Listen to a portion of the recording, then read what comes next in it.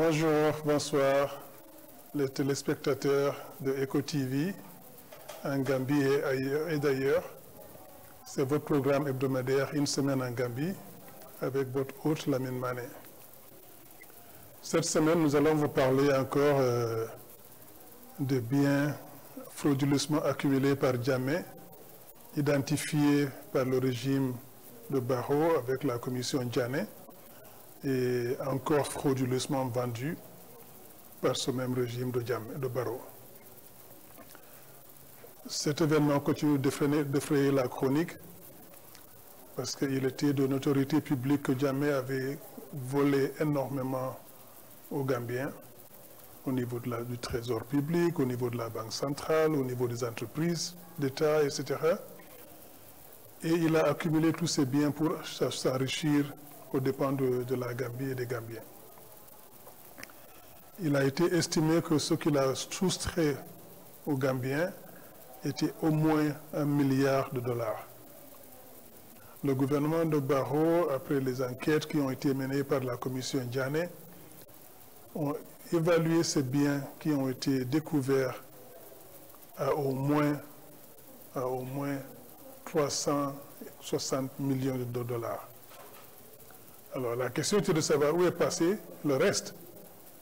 Par la suite, on s'est rendu compte qu'il y avait énormément de biens qui n'avaient pas été identifiés lors des travaux de la commission Jammeh. Tout ce qui a été identifié était évalué à plus de 360 millions de dollars. Et après la vente de ces biens, soit par la commission Jammeh, soit par le ministère de la Justice, ce qui a été récolté était évalué à peu près 100 millions de dollars. 100 millions de dollars, c'est même pas 2 millions de dollars. Où sont passés le reste? Les biens qui ont été identifiés, surtout les biens immobiliers, étaient presque 400 maisons, immeubles et autres. 47 ou 48 ont été vendus. Où sont passés le reste? Qui a acheté ces biens? Nous ne savons toujours pas. Et le gouvernement, pour noyer le poisson, nous a dit oui, nous allons constituer une commission d'enquête parlementaire et l'inspection financière également va s'occuper de cette affaire. Il faut se rappeler que la commission Jammeh était présidée par un juge de la haute cour, Surakhata Jammeh, avec les compétences qu'on lui reconnaît, avec le sérieux qu'on lui reconnaît. Il a été assisté par 2 commissaires et un conseiller juridique très compétente, Mme Amir Dramé Bensouda. Elle les a assistés, elle les a aidés à faire le travail. Ce travail a été abattu pendant presque 2 années. Cette commission a produit un rapport constitué de 9 volumes qui ont été soumis au gouvernement. Des rapports détaillés où tout a été expliqué en détail.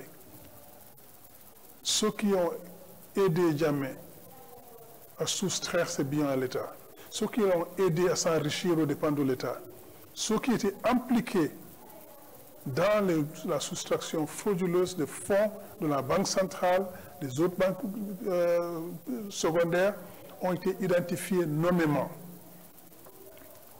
dans ces rapports. Je crois que c'est le volume 9. Les biens ont été répertoriés avec les plans détaillés où se retrouver. Ces rapports ont été remis au gouvernement. Les 9 rapports, les 9 volumes de rapports ont été remis au gouvernement. Le gouvernement les a étudiés et a produit un rapport, un livre blanc à la fin de l'étude de ces 9 volumes.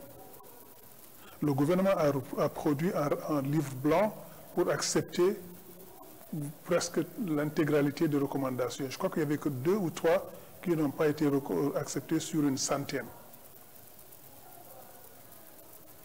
Alors aujourd'hui, le président nous dit « Ah ben moi, je n'étais pas au courant de ce qui s'est passé, ils ne m'ont pas dit tout ce qui s'est passé, mais on va enquêter. » Comment vous avez fait alors? Puisque vous avez eu les 9 volumes du rapport, Vous les avez lus. Votre gouvernement les a traités. Vous avez produit un livre blanc basé sur ces 9 volumes de rapport. Mais comment vous avez fait alors pour ne pas connaître tout ce qui se passait? Vous étiez où quand ça se passait? Aujourd'hui, on dit, oh non, non, en fait, moi, je n'ai pas tout eu, on ne m'a pas tout donné, on m'a donné quelques trucs. Non, mais arrêtez, arrêtez. Ils vont demander à un comité parlementaire de refaire l'enquête qui a été faite pendant presque 2 mois par la commission Ndiamé. Mais les rapports sont là. Les biens ont été identifiés.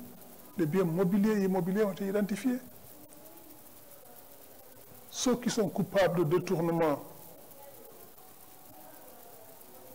ont été identifiés nommément. Ce sont les sanctions qui doivent être prises maintenant. Pas commencer une autre enquête qui va... Parce qu'ils se sont donné 4 mois pour refaire l'enquête. Pour déterminer qui a volé quoi. Parce que c'est volé. Pour nous dire qui a acheté quoi, à combien, etc. Nous, on leur dit que ce n'est pas nécessaire. Si vous voulez vous assurer que les biens qui ont été vendus frauduleusement à vil prix et vous les récupérez et vous voulez nous dire où se trouve l'argent, mais suivez le rapport. Mettez le rapport en exécution. Comme ça, on saura. La liste des vendeurs de ces biens est là. La liste des acheteurs est là. Les prix auxquels les biens ont été vendus sont disponibles au gouvernement. Les jeunes qui sont sortis, qui se sont constitués en groupement qui s'appelle GALA, les Gambiens contre la prévarication, ces jeunes sont là. Ce qu'ils demandent, c'est qu'on nous mette les rapports, au public, qu'on les publie. Mais pour ne pas faire ça, ils s'assoient sur le rapport et ils veulent faire une autre enquête qui ne va jamais aboutir parce qu'aucune enquête au niveau de ce gouvernement n'a abouti. Et lorsque ça a abouti, dans les quelques rares fois, les recommandations n'ont jamais été appliquées. Elles n'ont jamais été mises en œuvre. Ce qu'on a vu dans le cas de cette commission Ndiamé dont on parle.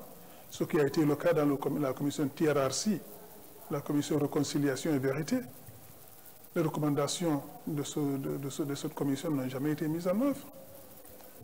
Le travail pour l'établissement d'une nouvelle constitution, le CRC, n'a jamais été mis en œuvre. Les travaux de la commission, comment ça s'appelle encore, Faraba Bantan, n'ont jamais été mis en œuvre. Les quelques commissions qui ont produit des rapports et des recommandations n'ont jamais été mises en œuvre. Certains sont encore là, des années après. Par exemple, sur le pétrole, qui a été frauduleusement acheminé en Gambie et vendu par une société composée de Russes et de Ghanéens. Cette enquête est au niveau du Parlement de plus d'un an. Et les enquêtes se font